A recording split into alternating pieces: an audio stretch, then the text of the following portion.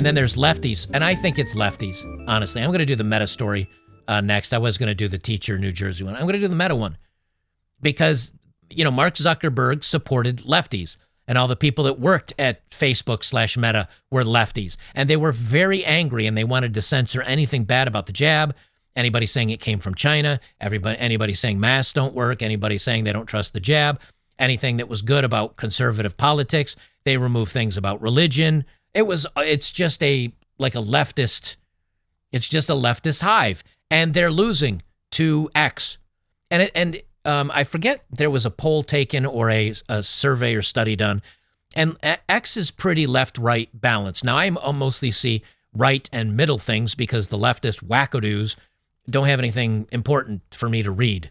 Like, I just don't agree with anything they say. I check in on them every once in a while to see what the craziness that they're talking about, but I don't really follow many of them because I find it's disingenuous and not interesting. Well, there are some leftist posts that I've seen that get tons of interaction over on X. And Facebook is really struggling with interaction, so much so that the story I did just a few days ago, where they're talking about putting out bots and AI as pretending to be people so that people have somebody or accounts to interact with. Now everybody freaked out and said, knock it the hell off because this is creepy. But you're not doing well if you're trying to make fake users. Well, Meta has announced it's ending third-party fact-checking because it wasn't third-party fact-checking. It was biased left-wing media that was basically imposing their will on users' posts. And they're saying, well, it's to fix bias. It's not. They don't care about bias. They don't care about being fair. They don't care about, what they care about is clicks, interaction, and money. It's always about the money. Insert. Here comes the money. Here we go. Money talk. Here comes the money. That's what it's about. All right, we're going to jump into this portion. Let me first give a shout out to the awesome sponsor of this video, the Wellness Company.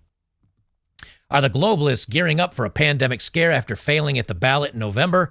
Just weeks before President Trump's inauguration, California Governor Gavin Newsom has declared a bird flu state of emergency, granting himself sweeping powers reminiscent of COVID-19 policies. This comes after a severe case of H5N1 bird flu was reported in Louisiana.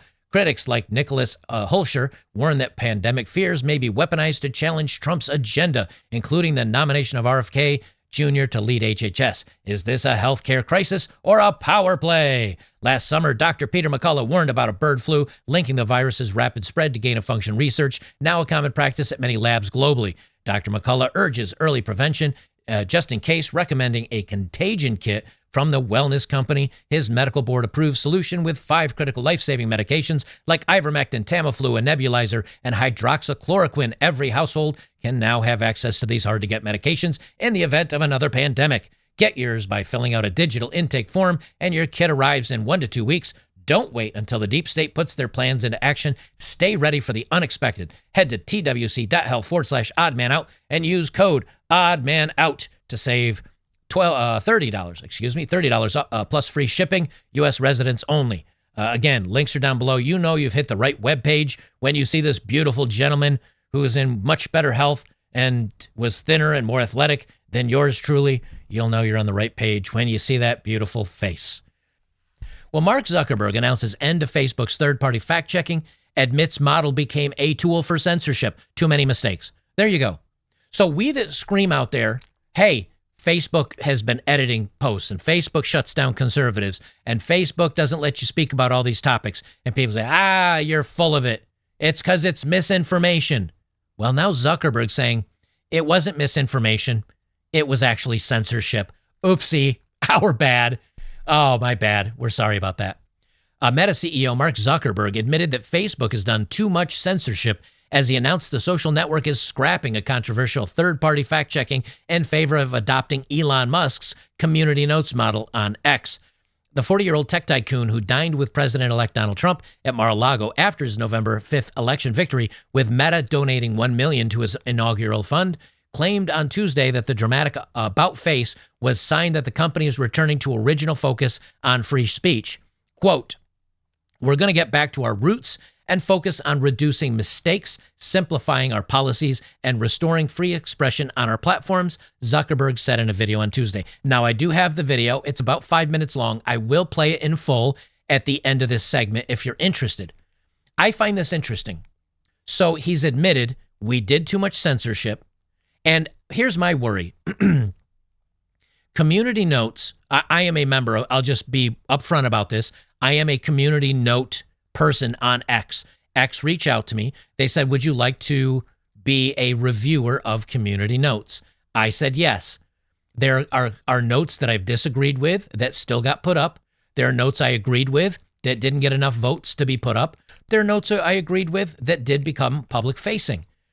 There's a lot of people and there's a lot of arguments and discussion, but it's behind the community notes screen. In other words, you'll go and it'll say this post has a community note, and you click that if you're a community note user. If you're just a person that's not community note member, you don't even see that. You don't even know there's a community note in the works.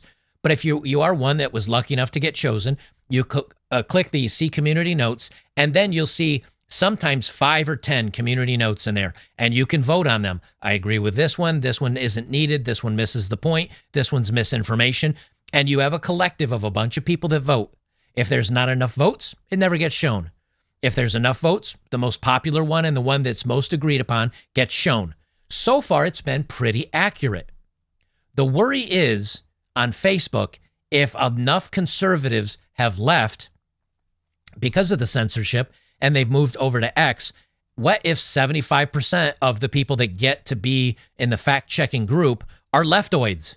It means most of the fact-checking is still going to be unbalanced, and it'll still lean left, which means it probably won't work. I do think it is a sign of victory that Zuckerberg is saying our model has failed, and we are censoring, and we're losing people because of it.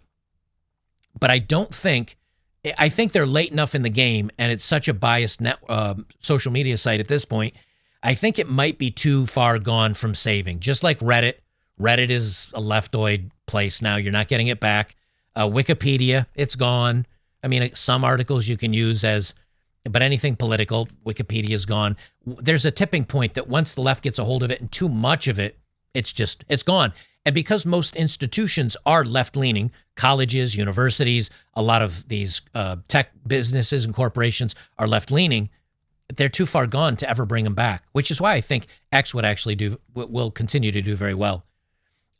And he also met with Donald Trump at Mar-a-Lago. This, I think, is a little bit of fear because Trump has really laid into Facebook before and really laid into social media saying biased fake news. Well, the fake news is failing on many fronts.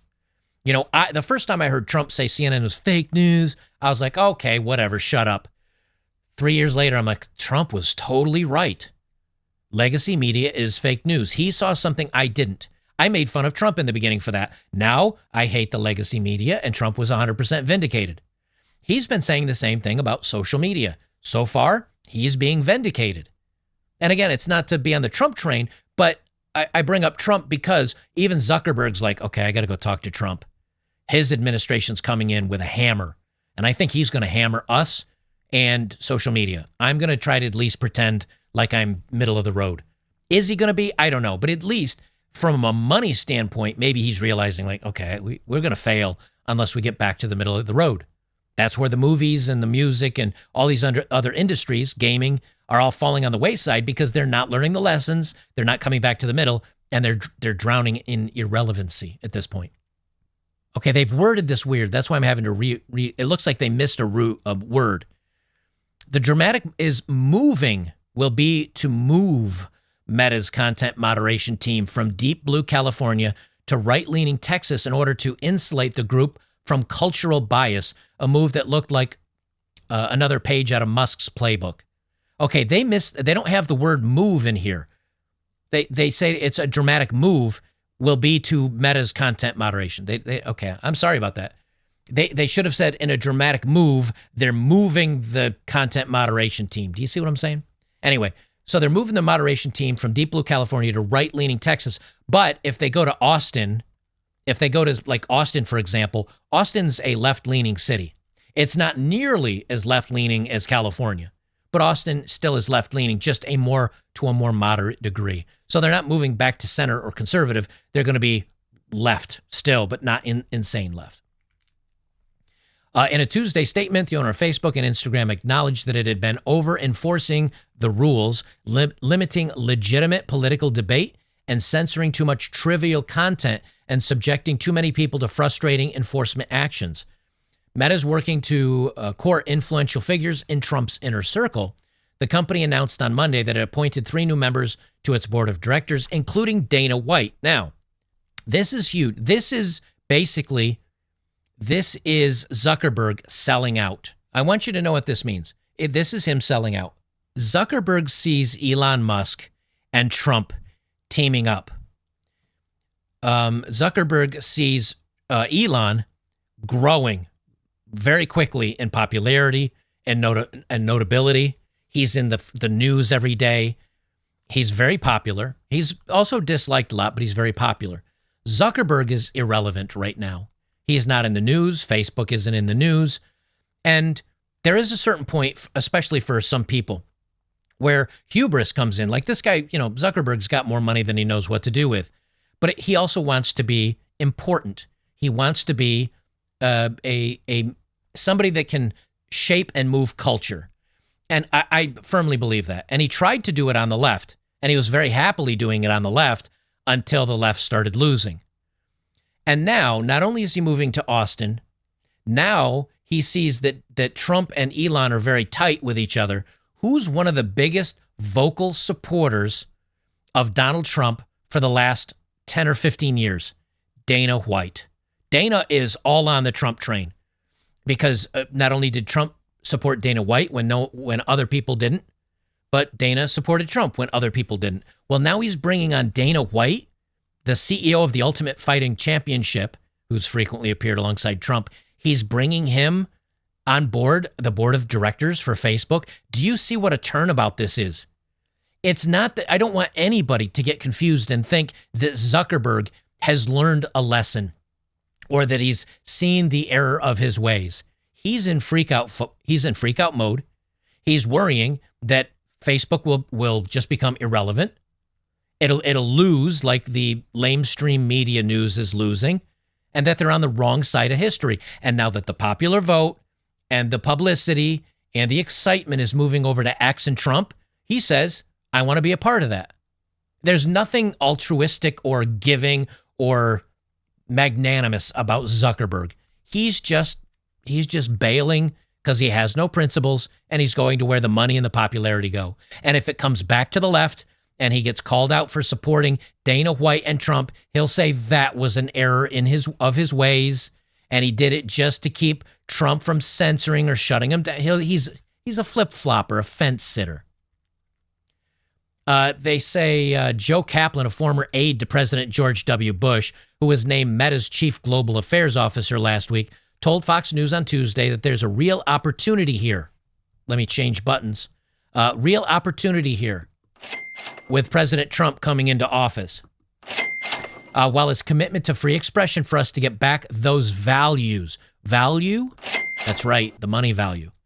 Tuesday's announcement marks a drastic shift away from Facebook's long antagonistic stance toward Trump. In January 2021, Facebook banned Trump in the wake of the rioting U.S. Capitol that was blah, blah, blah. We know. Okay, whatever. And he banned it. And why did he want Trump to come back on Facebook? Why did he want Trump to come back on Facebook? Because Trump opened up Truth Social, and it was getting a lot of traction. And then people were taking the Truth Social posts that Trump was making and posting them over on Twitter. And then people were following what Trump was saying on Twitter, and people were following what Trump said on Truth Social, but they weren't following Facebook for that because Trump wasn't being allowed to even be posted. You couldn't repost Trump on Twitter. And then Facebook looked around and said, hey, you notice something? No, we need Donald Trump to come on here. Now, I'm probably going to be misusing that button, and I don't want to because I don't want to annoy you. But you have to understand, this is all about the money. It's all about the money. And bringing in a former aide to President George W. Bush and naming them Meta's chief global affairs officer, That's not necessarily for Trump or conservative. George W. Bush, his handlers, they weren't exactly conservative. Zuckerberg on Tuesday hit out at legacy media for restricting debate about hot button issues such as gender and immigration. All right, you guys get it. Let me just play the video. I'm tired of talking. Let me full size this so you can see Mr. Meta in all his glory.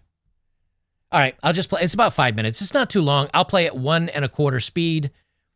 He still should be legible, but it'll let us chew. But I want you to hear it out of the own cash cow's mouth. Mark Zuckerberg's, his own mouth. Where's my play button? Hey everyone. I want to talk about something important today because it's time to get back to our roots around free expression on Facebook and Instagram. I started building social media to give people a voice. I gave a speech at Georgetown 5 years ago about the importance of protecting free expression, and I still believe this today. But a lot has happened over the last several years. There's been widespread debate about potential harms from online content. Governments and legacy media have pushed to censor more and more. A lot of this is clearly political, but there's also a lot of legitimately bad stuff out there. Drugs, terrorism, child exploitation. These are things that we take very seriously, and I want to make sure that we handle responsibly. So we built a lot of complex systems to moderate content. But the problem with complex systems is they make mistakes. Even if they accidentally censor just 1% of posts, that's millions of people. And we've reached a point where it's just too many mistakes and too much censorship. The recent elections also feel like a cultural tipping point towards once again prioritizing speech. I want to be really clear about this. Notice the timing on this. He said this has been happening for 5 years. He said, I gave a speech about free speech 5 years ago. Where was all this? He started mentioning stuff about, we got to take a look at it. And yeah, maybe our systems aren't so great. We'll have to investigate a little bit. When was he saying that? When Trump was ahead in the polls. Then he backed off of it when Kamala Harris was in the polls. And then Trump won. And then he's out going, well, we really got to do some changes out here.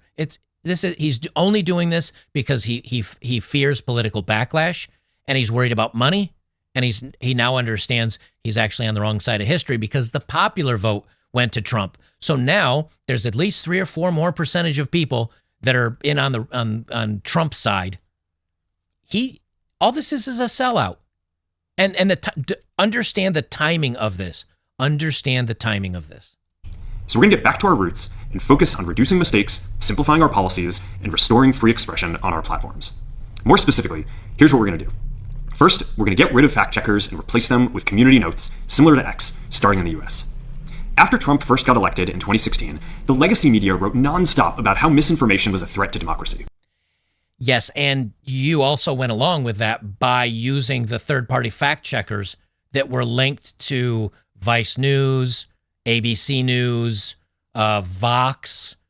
Who else were some of the fact checkers they used? They used hard left, nonsense article writing leftist media as their mechanism. They had 8 years. They've had 8 years to fix this. And now, all of a sudden, understand the timing. We tried in good faith to address those concerns without becoming the arbiters of truth. But the fact checkers have just been too politically biased and have destroyed more trust than they've created. We notice this now at Facebook, now at Meta. Miraculously, we just noticed this after 8 years. We just noticed this like today. Thus my announcement. Boy, if we had known they were censoring and removing conservative speech and stories like the the Hunter Biden laptop story, we would have done something. We had no idea this was happening, everybody. Especially in the US. So over the next couple of months, we're going to phase in a more comprehensive community notes system. Second, we're going to simplify our content policies and get rid of a bunch of restrictions on topics like immigration and gender that are just out of touch with mainstream discourse. What started as a movement to be more inclusive has increasingly been used to shut down opinions and shut out people with different ideas, and it's gone too far. Oh, it's too far. We've finally hit the tipping point now 8 years after Trump was elected and 3 or 4 years before that in 2016. It's only been a solid decade, everybody. But it's gone too far now after a decade. So I want to make sure that people can share their beliefs and experiences on our platforms. Third, we're changing how we enforce our policies to reduce the mistakes that account for the vast majority of censorship on our platforms. We used to have filters that scanned for any policy violation. Now, we're going to focus those filters on tackling illegal and high-severity violations. And for lower-severity violations, we're going to rely on someone reporting an issue before we take action. The problem is that the filters make mistakes, and they take down a lot of content that they shouldn't. He's admitting here that when they say this post was removed for violating guidelines or it's dangerous or it's harmful, or he just admitted it wasn't really. It wasn't really. That now they're going to change their filters to focus on that stuff. So they were just tossing anything they didn't like. And he's basically all out admitting it. So everybody that said, I don't like Facebook, they censor too much, or they censor conservative speech, or you can't talk about this, that, and the other thing, and they just call it misinformation. He's just come right out and said, you were right the entire time. We totally were doing that. But we're not going to do it anymore now. So by dialing them back, we're going to dramatically reduce the amount of censorship on our platforms. We're also going to tune our content filters to require much higher confidence before taking down content. The reality is that this is a trade-off. It means we're going to catch less bad stuff, but we'll also reduce the number of innocent people's posts and accounts that we accidentally take down. Fourth, we're bringing back civic content. For a while, the community asked to see less politics because it was making people stressed, so we stopped recommending these posts. But it feels like we're in a new era now, and we're starting to get feedback that people want to see this content again. So we're going to start phasing this back into Facebook, Instagram, and Threads while working to keep the communities friendly and positive. People have always wanted politics. Do you know how I know this? Because movies are about politics now. Movies are political. Video games are political. Music is political. The Grammys and the Oscars, they're political now. Everything's political. And if you don't keep your finger on what is political right now, you're in the dark. And I hate to say that. I wish, and I say this often, can we just stay away from politics? Can we just stay away from politics? But the problem is, like, when I'm on social media and someone wants to show me cat videos, I don't care. And as a 50-year-old guy, I don't care about cat videos. I don't care about watching somebody get the crap beat out of somebody else, and because it goes viral. This woman didn't get enough hot sauce at Chipotle, so she wants to jump behind the counter and start beating somebody. I don't care about that. Now, that's what I used to use social media for, but I turned it on once a month. Now I get my news on social media, my breaking news on social media. I go to X to look at news. I go to X to look at politics because I'm seeing firsthand reporting from people. Like, here's somebody that's, I don't know, here's somebody that's down on Bourbon Street in New Orleans when that crazy guy drove down the street in his truck hitting people. I saw firsthand account. I didn't have to wait for the news to report it. I didn't have to wait for the media to filter it and decide if I'm allowed to watch this or not. I was on X when somebody said, this just happened, here's breaking video, and it's some dude with a phone that posted it up to social media. And so I get to see the news almost instantly the moment it happens without hearing anybody's opinions, without hearing what I don't know, some anchor at CNN thinks.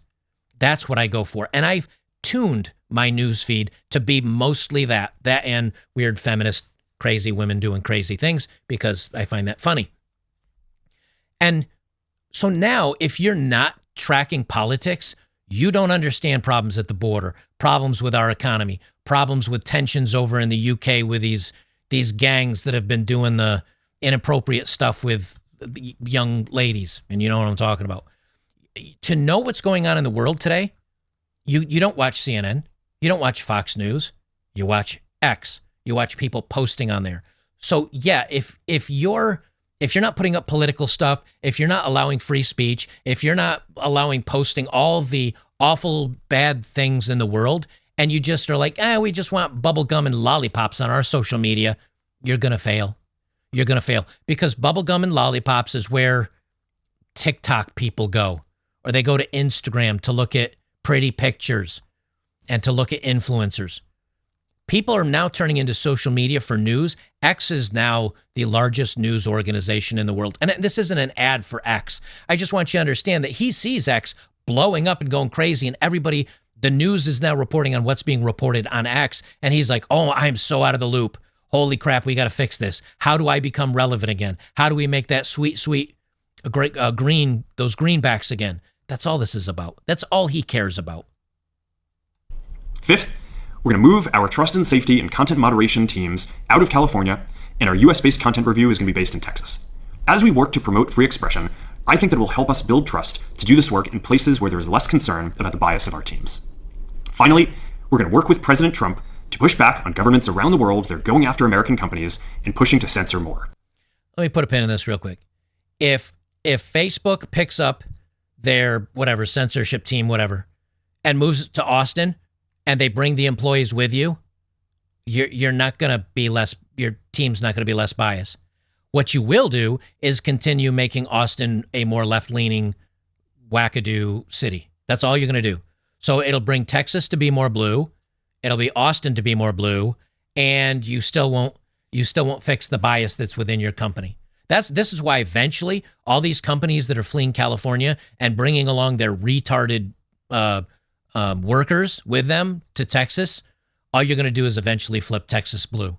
That's all you're going to end up doing. Now, maybe they're fine with that. Maybe they're excited with that. But you're not going to get more conservative views by bringing all your employees to Austin. You're just going to make Austin more blue. Now, I do like to hear the fact that he's talking about we need to back up American companies from foreign censorship. I do like hearing that. I think he probably saw what happened to the CEO of Telegram, where he got off a plane in France and was just arrested. He sees that the UK is calling for the arrest and removal of Musk. And he's probably like, I don't think I can go left enough for them. So at some point, they'll probably want to do the same with me. And so I either need to get away from these weirdo lefty governments, or maybe I need to get on the right side of history and try to protect myself. I'm hoping that that's what he's looking at, even if it's from a stance of self-preservation. At least maybe he's looking at doing the right thing from that point of it. I don't know, but we could hope. The US has the strongest constitutional protections for free expression in the world. Europe has an ever-increasing number of laws institutionalizing censorship and making it difficult to build anything innovative there. Latin American countries have secret courts that can order companies to quietly take things down. China has censored our apps from even working in the country. The only way that we can push back on this global trend is with the support of the US government. And that's why it's been so difficult over the past 4 years when even the US government has pushed for censorship. I know I'm interrupting this a lot, but I have thoughts. I think it's good. Number one, he's fine. I do think he's saying, look, Trump is going to push back against the censorship. Biden was pushing for censorship. And we decided to bow to the Biden government. And they did that. And he admitted he did it. He's come out and said, we did that and it was wrong. Is this a learning moment? Probably not. But at least he realizes that Trump coming in is like, we're pushing back against the censorship. And I think he does want less government censorship and less government telling a private company what to do. I do believe he does want that. And I think he thinks and knows Trump is going to push back against it. So I do think he's being genuine here. I do think he's being genuine on this point. By going after us and other American companies, it has emboldened other governments to go even further. But now we have the opportunity to restore free expression, and I am excited to take it. It'll take time to get this right, and these are complex systems. They're never going to be perfect. There's also a lot of illegal stuff that we still need to work very hard to remove. But the bottom line is that after years of having our content moderation work focus primarily on removing content, it is time to focus on reducing mistakes, simplifying our systems, and getting back to our roots about giving people voice. I'm looking forward to this next chapter. Stay good out there, and more to come soon. You know, it's kind of funny because I used to use Facebook. I used it to check in. Hey, everyone. I used to check in on my, some high school friends, military buddies of mine. We used to coordinate and have meetup groups where I'd meet friends for motorcycle riding, things like that. I used to use Facebook all the time.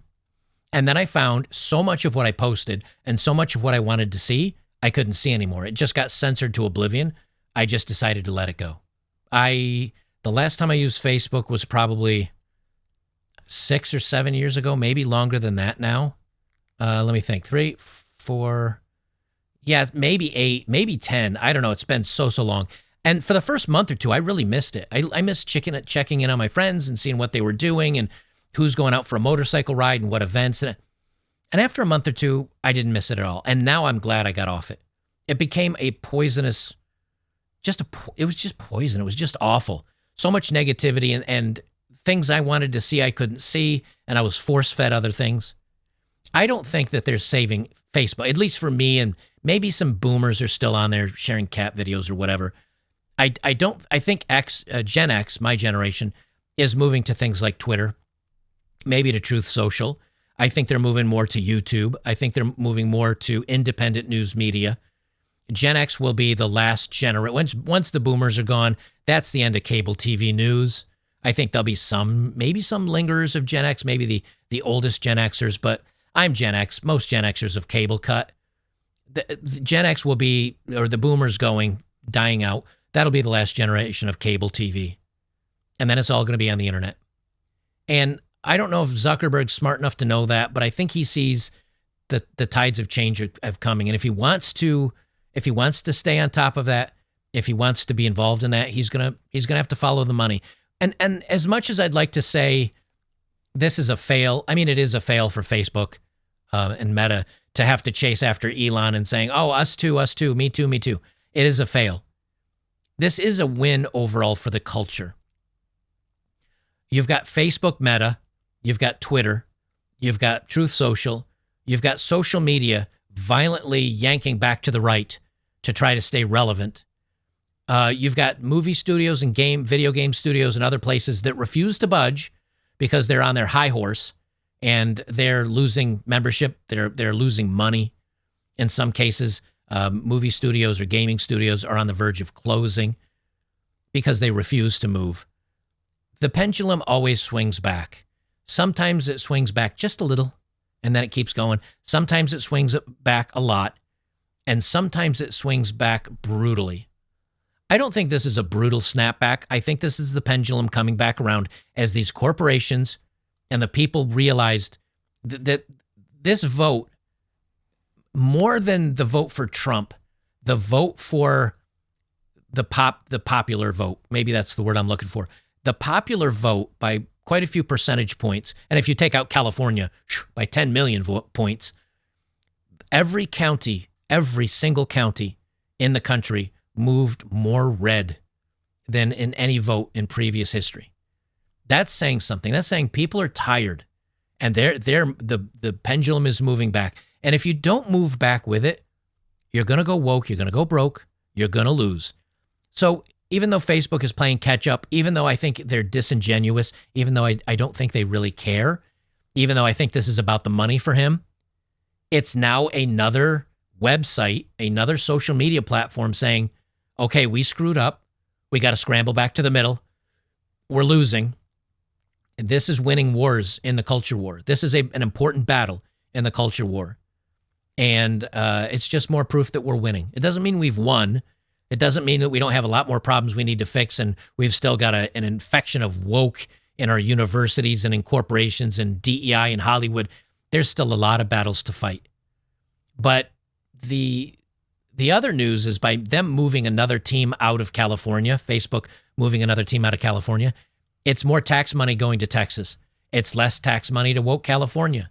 It's another shift of just moving in a rightward direction. It'll be interesting to see what comes out of this. I'm not expecting Facebook to really make up any ground. I think Facebook is a damaged brand, at least among many conservatives.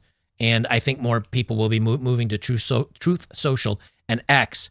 And I don't see Facebook becoming relevant. Maybe Instagram at some point, but I think TikTok is eating their lunch. I don't think there's any coming back. And I think he's just trying to make up money. But we'll see. We'll see.